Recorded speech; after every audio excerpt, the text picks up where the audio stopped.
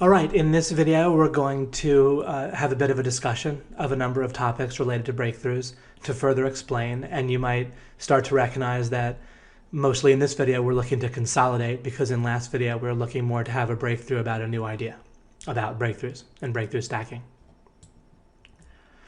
All right, so when and where are breakthroughs needed? There's a pretty specific answer to this question, actually, which is if you're going to stack or build on top of something, then if it's blurry or uncertain, or if it's still giving you resistance, then you're going to want to eliminate that. So for example, if we get affiliates to promote for OMG machines, and let's say then we make 500 sales of our coaching, then if I say, all right, we're going to make 500 sales, we're going to try to do that, we just did that, we're going to try that, we're going to try to do that every 6 months. So now I'm going to start to plan on that. I'm going to start to make sure we have the proper coaching for that, and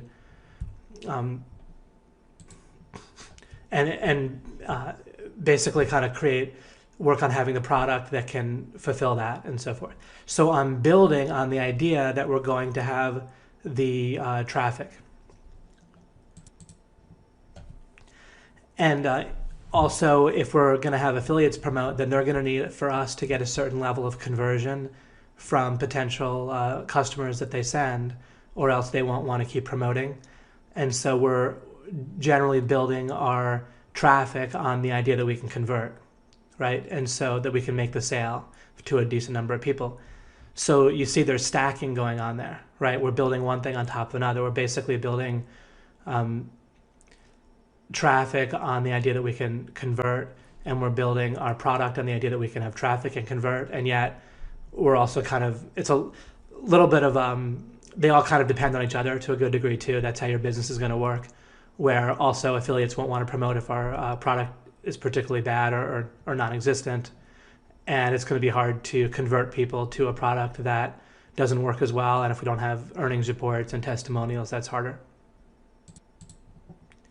So if you have multiple places where you're going to want to have breakthroughs, then you just use your judgment and start with the one that seems most uncertain, or that most things are depending upon.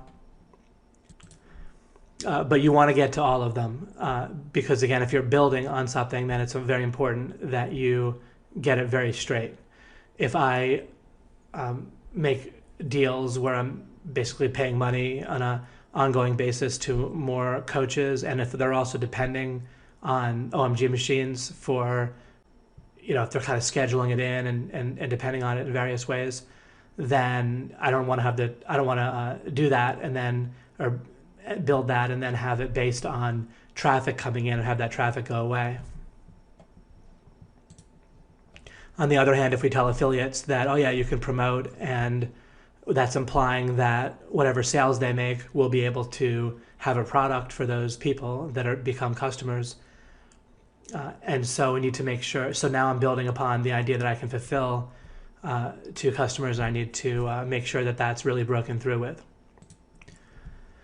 If you're having resistance in your life from personal relationships, then what you've done is you've built your career, in a sense, on the idea that, like, you've kind of stacked other parts of your life on to the idea that your personal relationships were there or going on and so forth.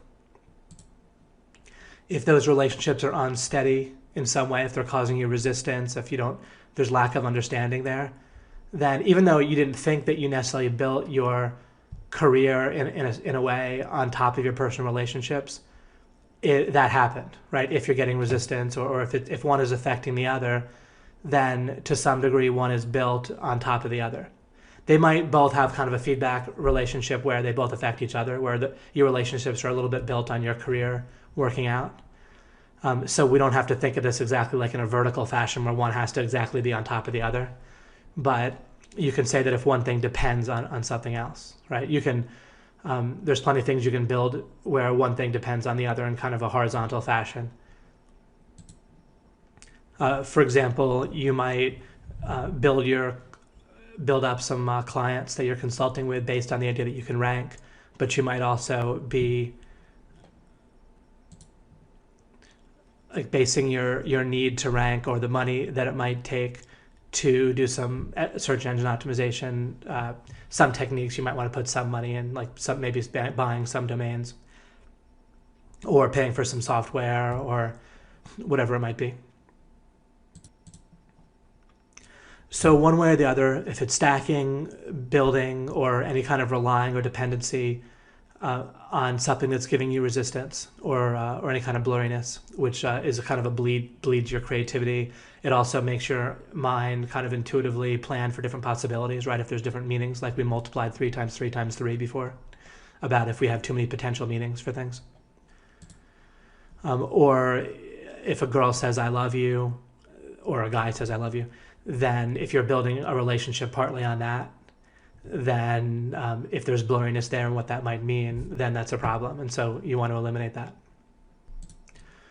And where do you focus on first? Again, you just tend to look at where it's having kind of a big impact on your life.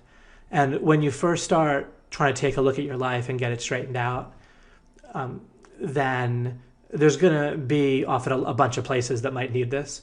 And it's all right. Just start with one thing. You don't need to you get overwhelmed when you start multiplying these different possibilities, right? So just realize that it's best to be creative regarding one thing at a time. And you can be patient. And when you realize that you're going from breakthrough to breakthrough, it's just about, you think of one thing and you work to breakthrough on it. And you can sort of relax the time frames and the deadlines and the feeling like, are you getting stuff done fast enough? Because it's not really about speed, it's about the breakthrough.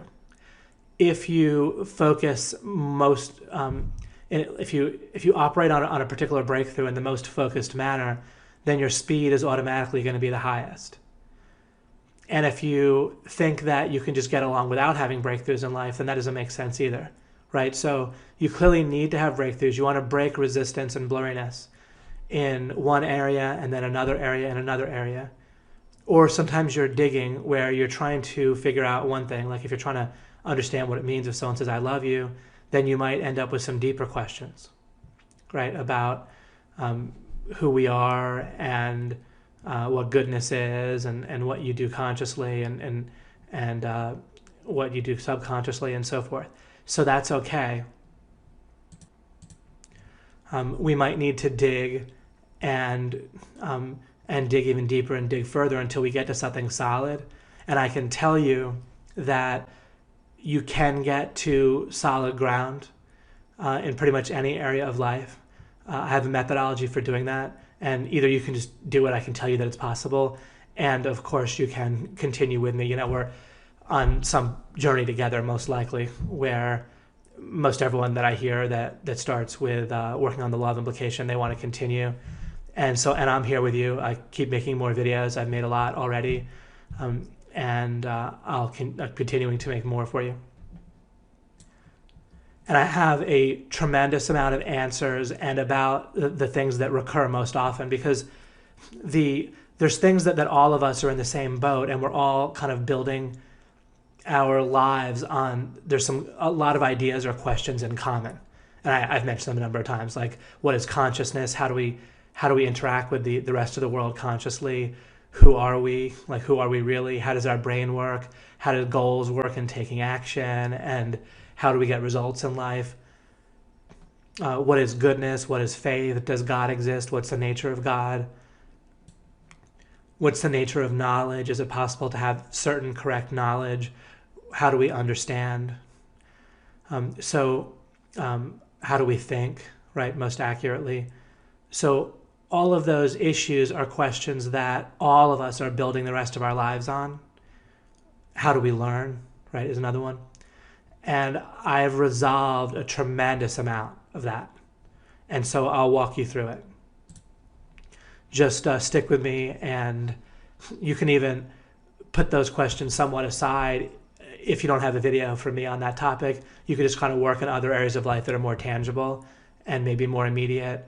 You can just kind of work on breakthroughs with learning and with your career are some of the places where it's most likely that you won't need some of the deepest stuff as much when it comes to personal relationships and trying to understand yourself and motivation and things like that. A little better probably to have my help with that. And my point is not that you can't figure it out. Maybe you can figure it out 10 times faster than I did. But even if you do figure it out 10 times faster than I did, it would take you a couple of years because I've been working at this for, around 20 years or so. And I had one particularly critical breakthrough regarding who we are and how we understand and interact with the world consciously, that if you don't have that breakthrough, then you're pretty much locked out of the rest.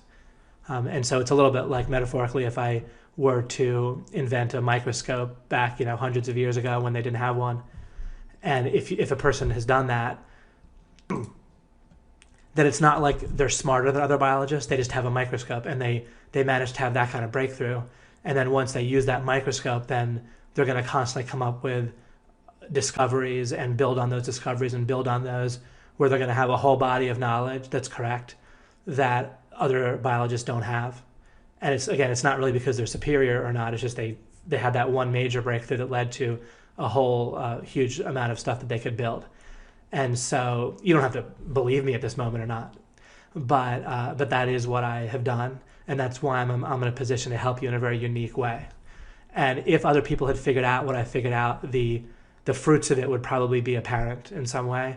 And whenever I look at people who seem close and they're kind of major gurus and teachers out there, they have not. It's pretty clear that they have not figured out what I figured out. They don't have the microscope, so to speak, and so they're pretty limited in how they can help you. They're pretty much what they do is they maximize sort of the non-microscopic world. So again, I'm speaking metaphorically, but if you had brilliant biologists who didn't have a microscope yet, hundreds of years ago, then they could be a way better biologist than, let's say, I did invent a microscope hundreds of years ago. Just in this kind of fantasy story here, they might be much more brilliant biologists than me. They might be way smarter than me. And what they would use the only thing they could do with their smarts would be to maximize what could be known without a microscope.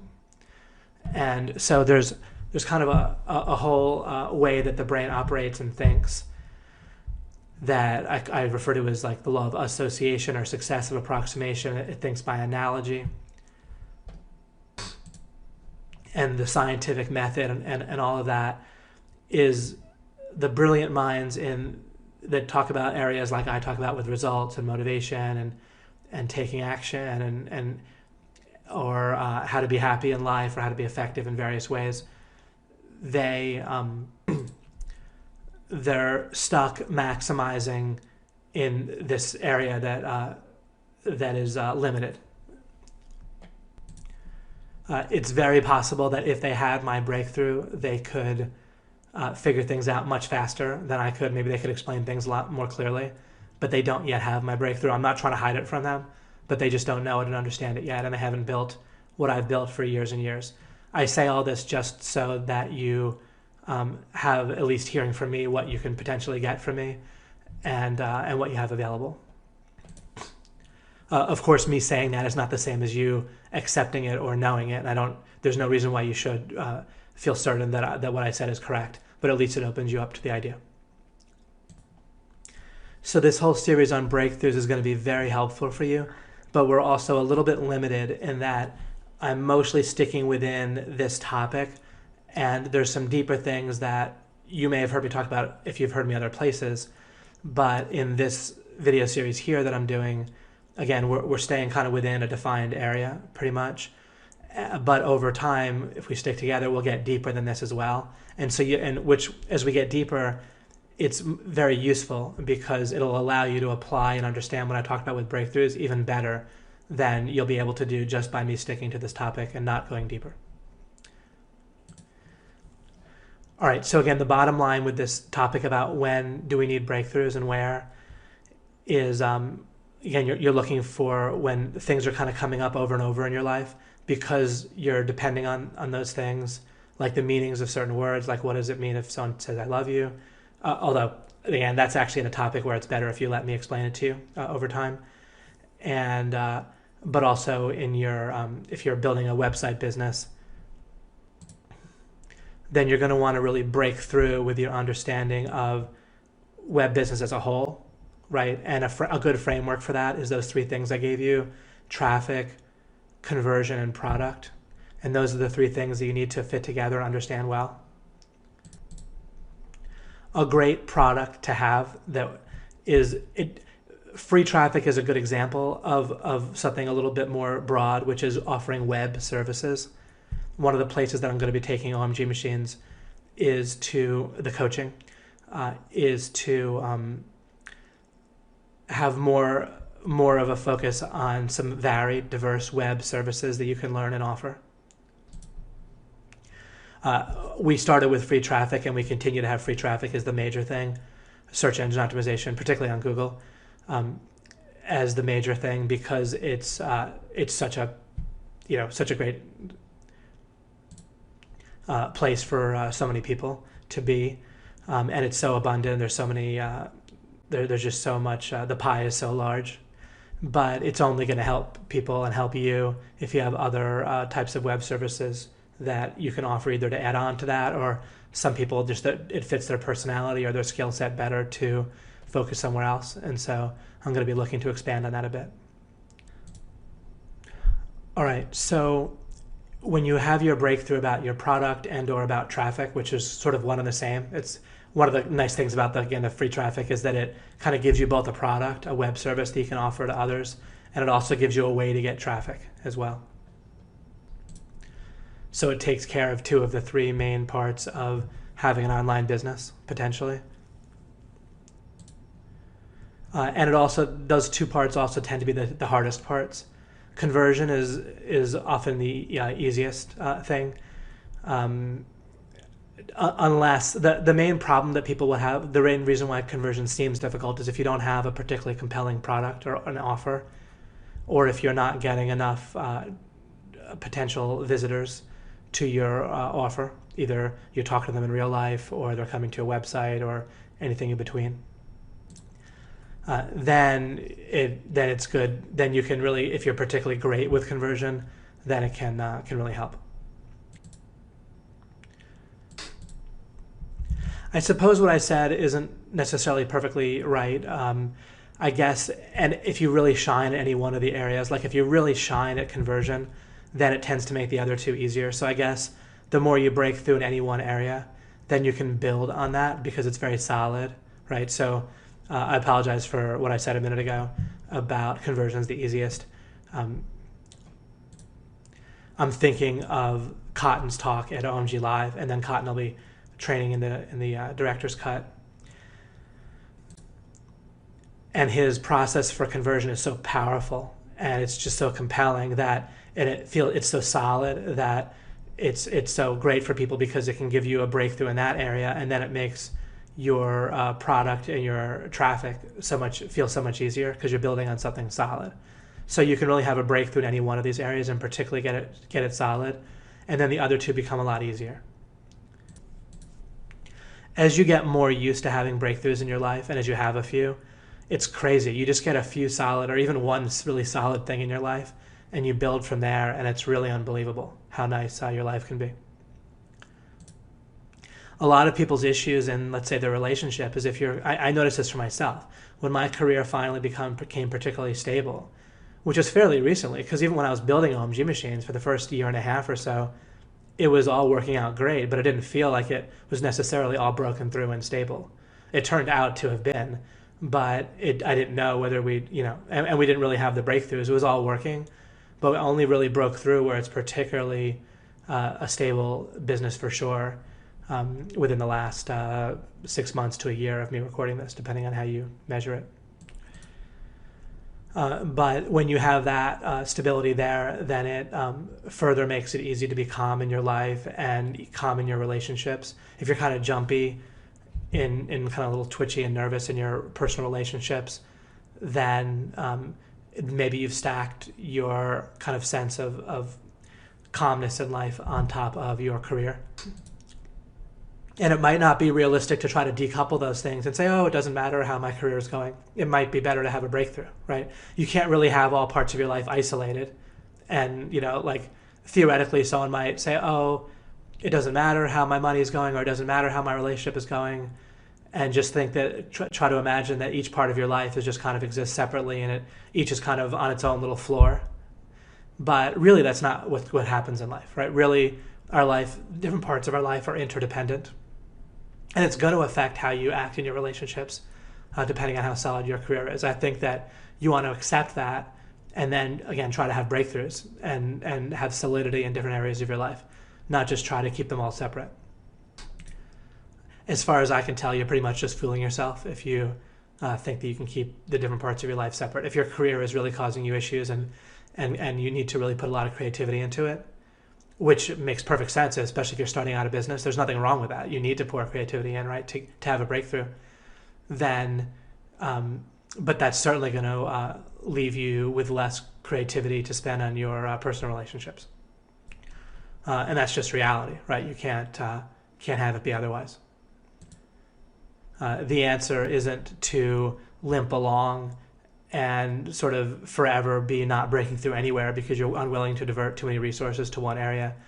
The answer is to not just keep putting out fires, but to divert even more resources to any particular area and break through.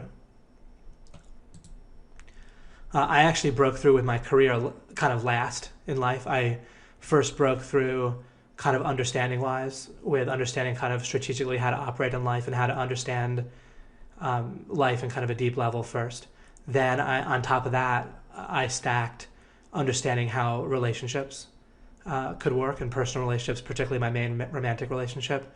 So I figured that out, but I could only figure that out because I had figured out some deeper things in life first, and that enabled me to have something very solid and not blurry, and that wasn't giving me resistance in terms of understanding who I was and so forth, and how I thought and how brains worked. And I pretty much got all that. I built upon that, how to have a great relationship, and I built that correctly. And so that I was able to have, and I continue to be able to have a wonderful marriage that's solid and doesn't keep giving me resistance and taking creativity. And then next, I started developing my career. Soon after that, a few years later, my career started to reasonably take off. And I really stopped, about 7 years ago, I really haven't encountered failure really at all for about 7 years, I would say, in virtually any area of my life. I've had some difficult moments, and definitely I've had to pour creativity into places to build things, but I haven't really encountered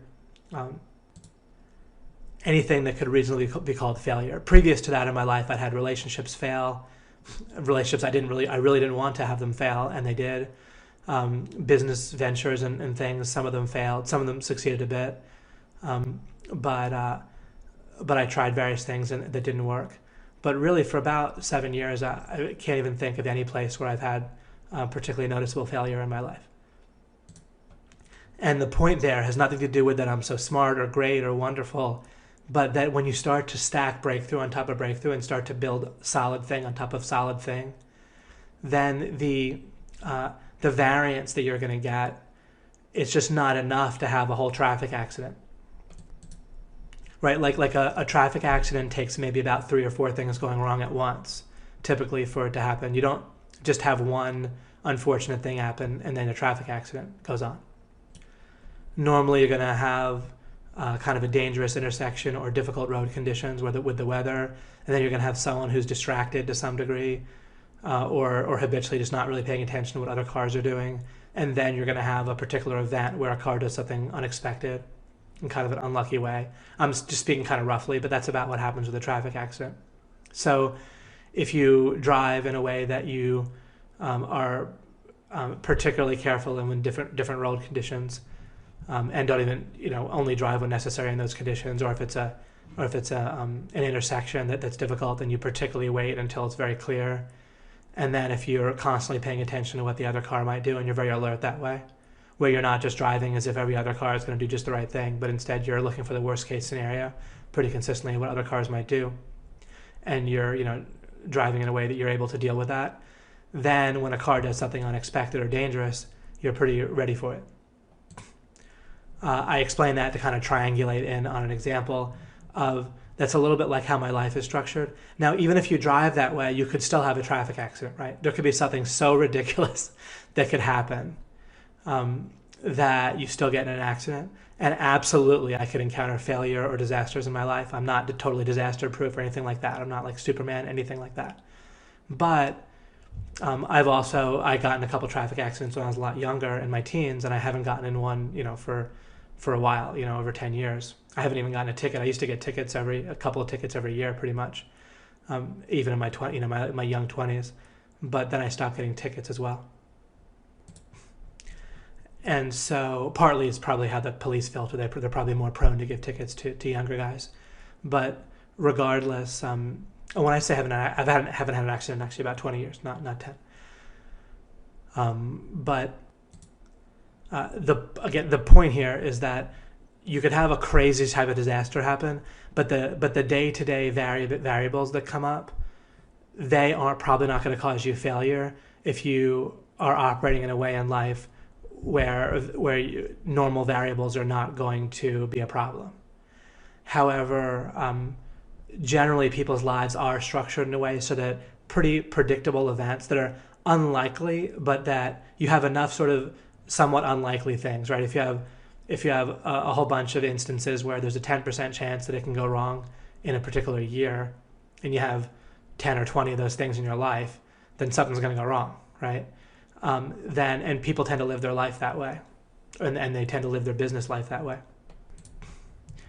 And for the most part, I don't do that, and it's pretty nice. I hope it's very clear that I'm not bragging or being cocky or arrogant here, but that I'm just talking about a methodology and the results of that methodology, and including I'm stressing that I could run into a disaster that could take me out. I'm not failure proof. It's just that the fairly reasonably likely or even reasonably unlikely things are mostly accounted for. Okay, let's move on to the next line here. So this is very intuitive, and I think you're already enjoying this idea probably from the last video, and you can continue to notice how intuitive it is for you to measure your progress and your feeling of accomplishment in life and your feeling of whether it was worth spending resources that you spent and so forth by this, checking things off, sort of like a distance metaphor of milestones, like you're walking along in life, and where you're kind of getting stuff done, right? That's like checking off boxes, and you kind of can go to bed feeling satisfied if you did check off a bunch of boxes. And particularly, I know it's pretty common for people to feel not that great about their day if they don't feel like they got a bunch of things done or they didn't check off enough boxes. And we particularly want to let go of this as when we're operating in this metaphor, and this is deep down, this is such a common metaphor for people. It's like they pretty much treat their goals in life as if they're walking down a path, and sometimes there's forks in the path. They have to decide which path to take, but they're pretty much trying to get to some place, and then if they expect certain difficulties or obstacles to come about, then that's totally fine. They come to them and they find a way around the obstacle. But if they don't expect the obstacle, then they feel bad. They feel upset and so forth. And I tried to figure out how to operate within this metaphor for the longest time, right? And finally I realized, and it just wasn't working. I would come up with model after model of how to sort of maximize within this idea of we're either traveling along a road toward a goal metaphorically, or the other thing we do is it's not like we're traveling with distance, but we're traveling in time, but in a way where it's sort of like distance in time, right? Our brain tends to have a way of representing time as distance, but it's like distance into the future. And so if you imagine building a website or building a house or building a business, you're not like traveling a physical distance like in miles, but instead you're sort of traveling through time and assembling a website and a web business.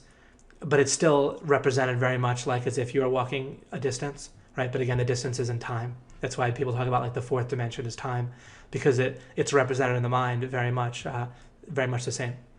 And so there's really no difference. If you're kind of sitting in one place, like in front of your computer, but you're doing it over the span of weeks and months, building a website, then the same, almost the same exact metaphor applies, where you have expected things that are going to come up that are kind of obstacles, and if you expect it, that's not much of a problem. But if an unexpected setback or an unexpected obstacle comes up, then you're going to feel upset, frustrated, angry, and then after that, you might adjust and deal with it. And I would try to figure out within that framework that we take. Basically, we're like a fish in water when it comes to that framework of going through life and having goals. Meaning that we're so used to thinking that way, we don't even realize we think that way. We just do think that way. And so everything to do with goal setting has to do with navigating within that framework. And I would keep coming up for just years, like decades, really. I was working on how to figure this out. How do we deal most properly with the issue of goals, motivation, getting results, achieving goals, dealing with setbacks and obstacles and all that. And finally, intuitively, I was operating with this sort of breakthrough metaphor a fair amount, not all the time, but a lot. And that was why I was so good at strategy in practice. Like practically speaking, I would just win at strategy games, and I would devise very good strategies, and my plans would work pretty well in life. But I would do it a bit intuitively, but I didn't quite realize what I was doing. And finally, I realized to have a completely different mental model, that we don't want to try to make the previous model work of measuring progress by distance or getting stuff done and how to deal with obstacles in life. Instead, we want a fundamentally different mental model, and that's what we're describing here in this video series of having breakthroughs. So in this incorrect but typical mental model, then regarding obstacles, sometimes people measure their sense of accomplishment by how big an obstacle they face. And so they look for obstacles, but they'll sort of go off the path to find an obstacle, or they'll just kind of put an obstacle subconsciously right in their own way and then overcome it. So in one sense, overcoming obstacles can really juice people. And in another sense, obstacles were treated as problems and issues and setbacks and things to be kind of feel upset about. And the interesting thing is either way of operating is not really effective or efficient or optimal, right? Either feeling good about overcoming an obstacle, that is inefficient because you tend to go looking for obstacles or even creating them, kind of fabricating them, and getting upset or frustrated or angry and just kind of letting that. When people get upset and frustrated and angry, not only do they feel bad, which in and of itself is not nice, especially because it recurs in their life constantly. So if you feel bad about obstacles, then and unexpected obstacles, then you're predictably just going to have a lot of bad feeling in your life. It's not just a one-shot thing, right? It's going to keep happening. So it's going to lead to a lot of unhappiness throughout your entire life. And also, it's not very effective, right? While you're feeling that way, you're generally not operating in a very efficient and effective manner. So neither of those ways of dealing with obstacles was making sense, right? And so you'd get advice like telling people to sort of embrace these obstacles and overcoming things, and that would work a little bit better than feeling frustrated, right? Like getting kind of juiced by overcoming things is more effective than feeling kind of frustrated and stopped and kind of curling into a ball and getting upset. But I would notice that it really just wasn't that effective either. And I just couldn't figure out how to solve the question, as I mentioned. And when you just can't come up with the answer within a certain framework, then you want to look to break out of the framework, which I finally did. And so when you look at the breakthrough model, now we're reframing the idea of an obstacle completely, where we're not looking for obstacles, but we're not upset by them. We just understand that we're going from, as I mentioned, we're going from kind of breakthrough to breakthrough. So what we can come to understand is that kind of traveling along a certain distance, either spatially wise, like distance wise, or kind of often it's through time, right? Where we're sitting in a chair working on a website, we're not moving distance wise, but we're moving kind of through time, and we're building something. In either case, when there's not a resistance, then, and this is one of those places where understanding the duality or the distinction between yourself, between you as a conscious being and yourself, your body and your brain, can be helpful, but it's not entirely necessary for you to fully get that.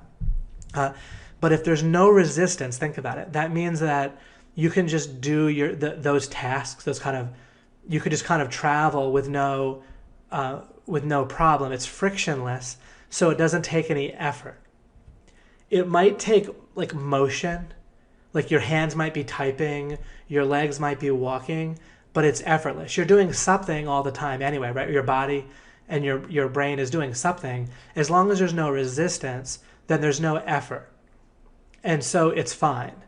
And so if we separate out that type of doing and taking action, that effortless type, when there's no resistance, and we don't really count that, we just understand that's going to happen happily, as long as we kind of pave the way by having breakthroughs, then all of that effortless, frictionless action will take place regardless.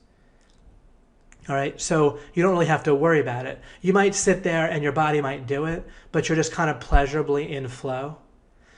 So another way to understand breakthrough stacking is that you're looking to spend your life in flow, where you have this kind of effortless motion, but consciously, see, flow is something that your body and your brain do, and it's very pleasurable. They like that, all right? But it's not you. Consciously, you're looking to go from breakthrough to breakthrough, but it's this interesting interplay where you want the flow that happens when there is the breakthrough and the consolidation, but in order to have the flow happen, to be in a flow state, this nice state where time seems to disappear and you're just kind of acting in this kind of effortless, frictionless way, you can, most of your day can be spent that way. But then there's a way that you can focus your conscious creativity. In practice, you might spend a couple of hours in a day in this focused, creative manner, looking to have your next breakthrough, and then spend all the rest of your waking time in flow, right? And that pretty much describes my life. Then, and then if you encounter an obstacle, it's just an indication of where a breakthrough is necessary. But mostly I already know where I'm going to encounter resistance because I'm looking for it, right? I'm looking for where the resistance is happening in my life. And I'm proactively spending some conscious, creative time working on that breakthrough. And when I consciously am focused on one type of breakthrough at a time, and if you've listened to my creativity videos, where I've talked about creative tension and talked about your subconscious mind and creative focus and so forth, then I'm touching on this right now again. If I consciously focus on one problem at a time, and I intentionally try to keep other problems out of my mind while I'm focused on this. Of course, if there's some urgent problem, I need to deal with it. But mostly I don't have a lot of urgent problems in my life because I've cleared the way far out into the future, so to speak. But of course, if there's an urgent problem, then I just go take care of that. No problem. But that's not like day after day. That's not what I'm taking up with. So it might happen in rare occasions, but mostly I can look at problems kind of way out in the distance at this point, and I have one at a time, and I focus on it for maybe a couple of hours a day consciously, and then it's the only problem going on that my subconscious is working on. And the subconscious is very powerful. It's not even, so I'm calling it subconscious for your benefit. Basically, your brain can either be immersed into one sort of problem that it's working on creatively at a time, or it's going to be split, and so it's going to be harder for it to have a breakthrough, right? Because when you want a breakthrough, you want to bring as much focus to bear. You want to have enough context and knowledge and reconnaissance and poking around so you find a weak spot where you can break through. And then you want that object, that vehicle, that battering ram that you break through with, or it might not be a battering ram. It might be like you're trying to jump and get escape velocity over a threshold, right? Either one is a valid metaphor depending on the situation. You want that to be as powerful a jump as possible, or the escape velocity to be as much of a push as possible. So clearly you want your brain to be working on one thing at a time, because if that power, that focus is diffused, if it's split, then all it's going to, you might just not break through in two areas because you're not jumping high enough, you're not achieving escape velocity, or you're not bashing through the fortress or the wall properly. So it never makes sense to be trying to break through two places at once. Clearly, you want to break through one at once. Like you can never go faster by working on two problems at a time in terms of once you look at it in terms of breakthroughs. Because you would just break through quicker on the first one anyway, and by putting all your resources into the first breakthrough, then you work on the next breakthrough separately. Even if there's two things that you feel like you have to break through on at once, it doesn't matter. Still pick one at random, even if you can't distinguish between which one's more important, doesn't matter. Just pick one randomly, flip a coin, work on that first, and then work on the next one after you break through. And there's never going to be a faster way to do it than that. So your mind has all this processing that's fully available as a resource while you're in flow. So you can be in flow, and it's this sort of conscious but not consciously creative. There's almost you can almost imagine, and this is basically correct. It's a little bit of a simplified model, but you can imagine that there's your subconscious mind, there's your conscious mind, but your conscious mind isn't conscious. It's just like on a computer. There's a bunch of processing that might be going on that have nothing to do with what shows up on the computer screen. And then there's processing in your computer that is related to what's showing up on your screen. But that processing that's related to what shows up on your screen, you can call that your screen processing. And you can call the processing that's going on your computer that's not related to what's going on showing up on your screen, like your non-screen processing. Like it might be your antivirus stuff working in the background. There's a number of things that work in the background. And so the screen processing, the processing in your computer that's resulting in what's showing up on your screen, that processing itself is not what's on the screen, right? It's processing. So you have a conscious mind of what you're kind of currently paying attention to. So if you're in a flow state working on your website and there's no resistance, you're just kind of doing it and it's all working out, then that's your conscious mind resource, your attention. As long as there's no problems there, you're in flow, and it's not going to engage your subconscious problem solving. So your subconscious creative focus, I call it, or problem solving, that can be working on an unrelated breakthrough, all right? While you're in flow, doing something else, having fun, spending romantic time with your significant other, playing with your kids, working on your business in a way that you're not encountering resistance, that you're in flow. Or you could just be doing something yourself. You could be playing a video game, whatever. That's your conscious attention. Then you have your subconscious problem solving, and then separately, you have you as a conscious being, and that's another precious resource. You can, and that's where you're kind of you as a conscious being, you can particularly interfere and resist. This can feel a little bit exhausting fairly quickly. And change and work on what your mind is focusing on. You might spend about 2 hours a day sort of pushing and doing that, where you're kind of conscious, particularly consciously involved with your breakthrough.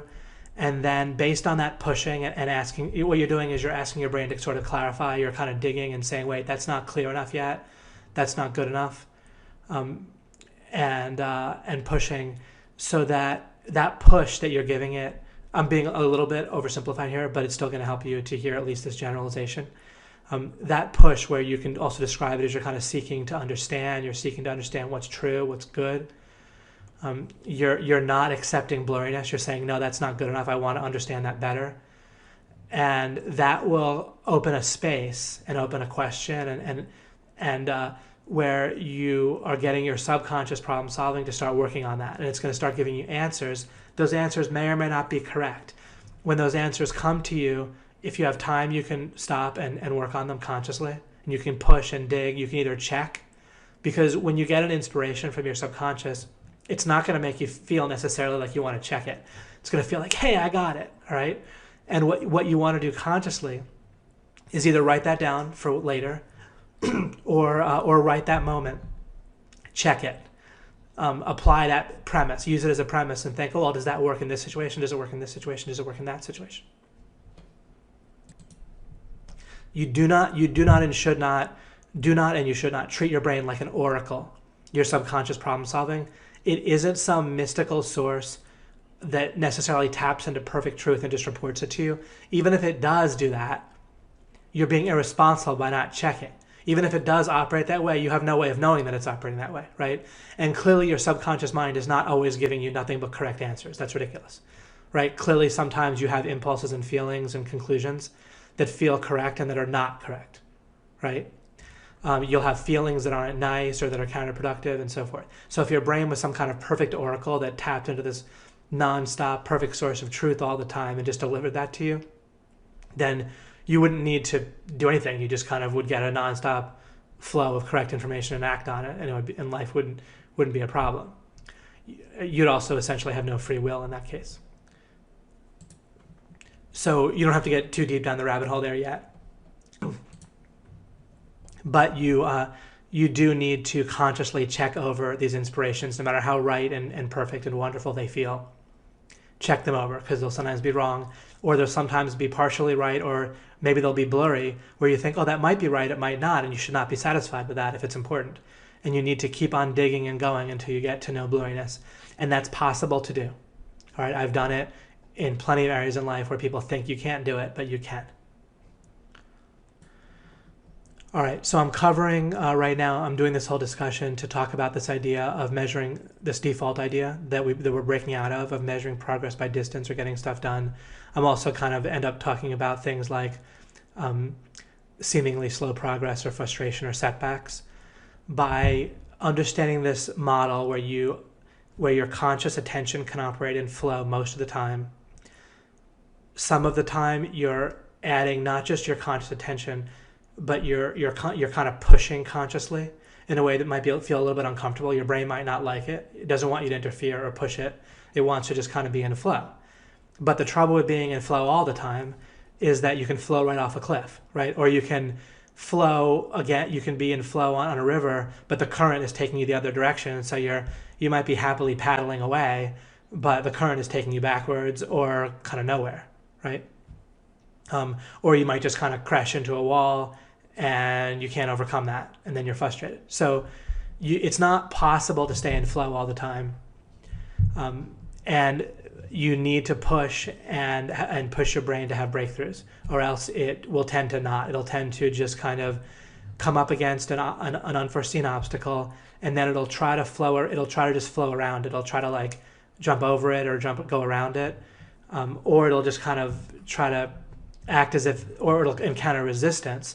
If it encounters like a total obstacle, then that's one thing. Other times it'll encounter resistance and just decide to pretend like there's no resistance. And that'll keep adding up in your life. Or it'll encounter blurriness and it'll just say, oh no, yeah, I know that, I got it. All right, she said I love you and I know what that means. But you don't. But you pretend like you do. So your brain does not have it right. By default, it's not correct. It's not always going to be correct. And it's not going to operate in the most efficient manner. And it will push back on you, and you need to push back consciously and say, no, it's not okay to have blurriness. No, it's not okay to live my life and have this resistance and not try to break through it. And again, you will encounter resistance from your brain itself when you're doing that, unless what you can do is you can actually break through on that resistance that you're getting from your brain when you're diverting your conscious attention. And so that in and of itself is a wonderful thing, and a topic that I will hopefully get to as well. And when I say hopefully, I will definitely get to it. I don't know whether I'll get to it in this series, but I have answers for a lot of these things, or all of certain things. I don't want to say all of these things to imply that I know everything. Of course I don't. I don't have every important answer necessarily, but I have a tremendous amount of useful and important answers that are going to make your life much easier. And I say that so you don't feel like it's hopeless. We're in great shape. Just stick with me, and we're just in tremendously good shape. I would tell you everything in this moment if I could. By the way, I'm not trying to slow roll things or go slowly at all. I'm trying to go as quickly and as clearly as possible. So if it ever seems like you want more from me quicker, then I'm doing my best. Okay, I'm always trying to do better. But the only reason I just obviously can't explain everything in the same minute. I would love to, though. If I could do that, it would be a wonderful minute, and nothing would make me happier. And then I could just go back into happy flow. I really can't be in flow very well when I'm explaining this stuff. Maybe at some point I will have broken through all the resistance where I understand how to explain everything very clearly to people, and where I don't have to really think about it. But currently I do. And so we always want to be in flow. I'd rather just right now go play a video game or chill out or spend time with my family where I'm just in flow. That's really always preferable. But I am trying, one of the big creative things I'm doing right now in my life is I'm trying to break through with overall being clear and explaining this as efficiently and effectively as possible and knowing how I'm doing it. And then, of course, on individual topics, right? That's kind of a generalized breakthrough. But what you can do is you can break through on individual topics and so forth. And so I'm doing that as well, of course. And that's where I'm putting my creativity these days in most every case. I do pause from time to time, and I probably, I don't know, depending on the week, sometimes it might be 90% of my focus goes into things I need to work on with OMG machines. Other times it might just be, 1/3 of my focus. But anything that I don't need to break through at this point with my OMG machines business, then I'm diverting into breaking through on understanding and explaining this better for you. And happily, there's not really a lot of other places in my life that demand creativity. And so most everything else is pretty set and in flow. And also happily, OMG machines itself tends to take less creativity over time. As I record this, there's going to be a bit of a creative push over the next couple of months as I kind of work on the next upgrade for the coaching. But then I'm hoping that'll kind of be a breakthrough that ends up lasting for 1 or 2 or 3 or 4 years. And then I can just continue to put as much creativity as I can that's left over into law of implication and getting this out to you. Okay. So we deal with this idea of seemingly slow progress, frustration, setbacks, expectation of.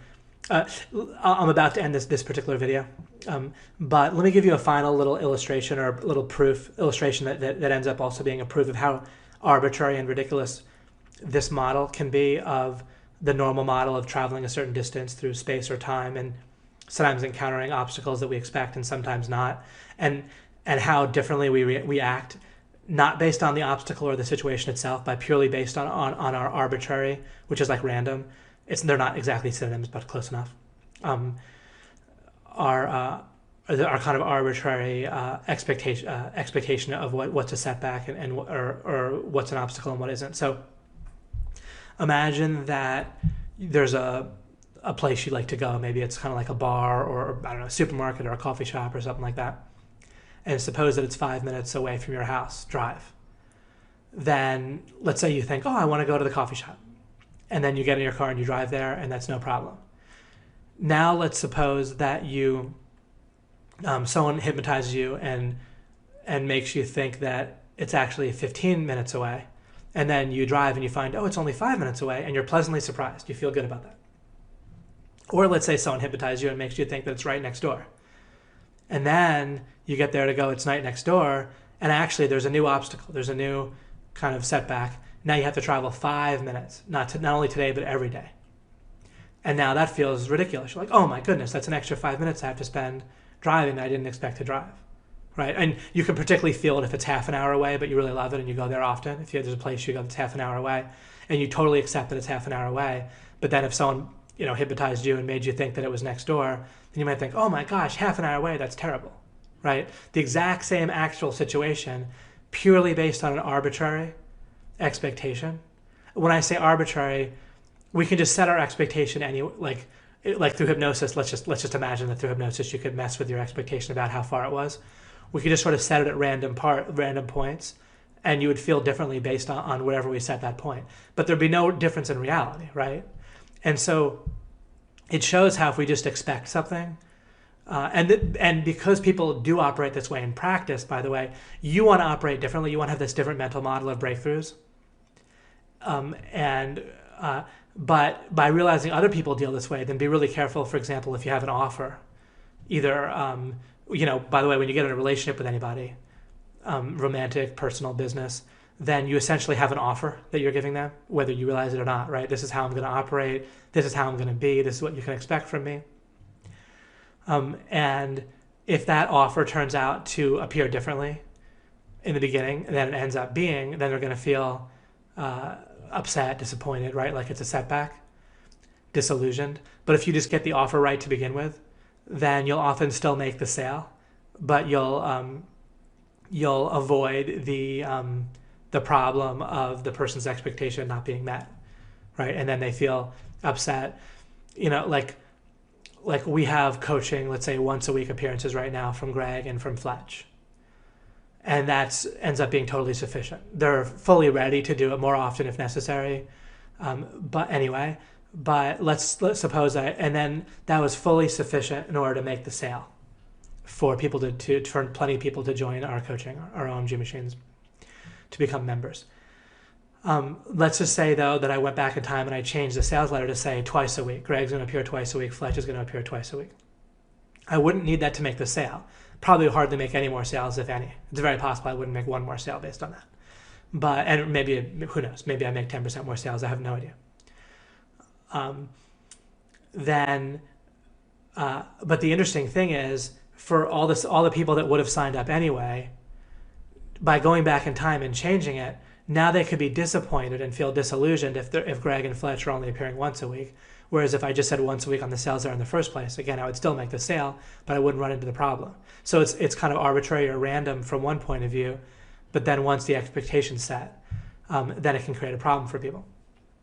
The reason I stress this is because you don't want to run into this with other people, and you also can notice it in yourself, how you're feeling upset sometimes about an obstacle, and yet if you had just known about how it would have been different, you might have still made the same choice, but you wouldn't have been upset, right? And then you can start to see this kind of random nature of this, and that kind of arbitrary ridiculousness about how that works is another indication of why the model itself is flawed, right? There's something wrong there. And that was one of the indications I used to know for sure that something was wrong with the model, and so I needed to find a way out of it. Instead of trying to maximize that model, when you find an absurdity, like I just tried to point out there, with how an arbitrary expectation can lead to feeling upset or not, then where there's no difference in reality, and yet you still change whether someone's upset or not, that ended up being a proof to me where I knew that the model itself couldn't work. Because when I use the model as a premise, I come to an absurd conclusion, and what that shows is that the premise has to be wrong, the model has to be wrong.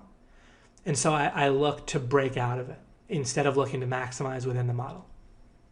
And that is a way of operating that is also in and of itself a very beneficial methodology, where if you see that a premise leads to an absurd conclusion, people, it's kind of funny, in almost every case in normal life, people will act as if the person who came to the conclusion, like their reasoning is wrong, instead of acting as if the premise is wrong. But instead, I understand that if you reason properly and come to an absurd conclusion, you're not the one that's being absurd, but the premise is wrong. And so you need to break out of the premise. That's another thing that it's good for me to explain in much more detail at some point for you. Okay, we will end this particular video here, and then we'll continue with the discussion in the next video with the rest of this slide.